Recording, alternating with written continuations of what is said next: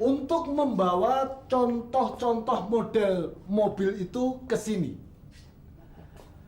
Contoh-contoh model mobil itu saya wakilkan kepada gadis-gadis ini, Pak Baroto. Selamat siang. Maksudnya apa Pak Magelar? Sekarang Pak Baroto mau beli mobil antik yang model apa? Nanti saya demokan supaya Pak Baroto bisa mendapatkan gambaran bentuk mobil itu.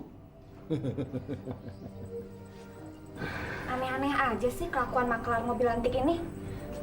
Pasti ujung-ujungnya ada yang nggak beres. Saya mau beli mobil Mercy tahun 60-an. Ada nggak? Yolanda, kamu sini. Ya udah kamu aja jadi Yolanda yang biru-biru. Udah, Yolanda, biru itu Yolanda. Sini. Tuh kan bener, namanya aja nggak tahu. Oke, Yolanda.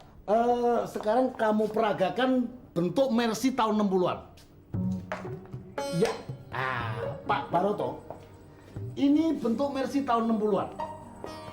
Setirnya kiri, gigi 4 atret.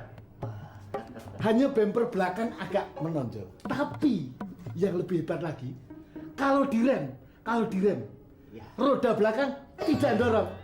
Ini keistimewaannya.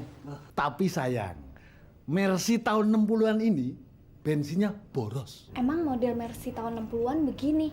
Kayak bangok tong-tong. Boleh juga nih Mercy. Tapi yang lebih menarik lagi Pak Baroto, shockbreakernya masih empuk.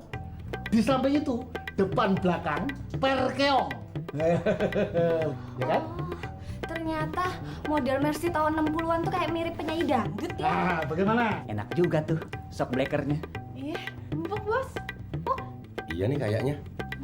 Tapi bensinnya kayaknya boros aja.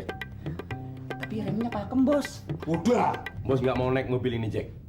Bos sih sebenarnya seneng. Empuk, iya kan? Tapi bisa ngerogotin kantong bos ini. Boros tuh bensinnya. Terus mobil apaan dong?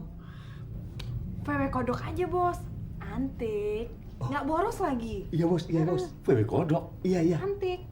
Ada nggak Pak Magelar VW kodok? Ada. Neneng.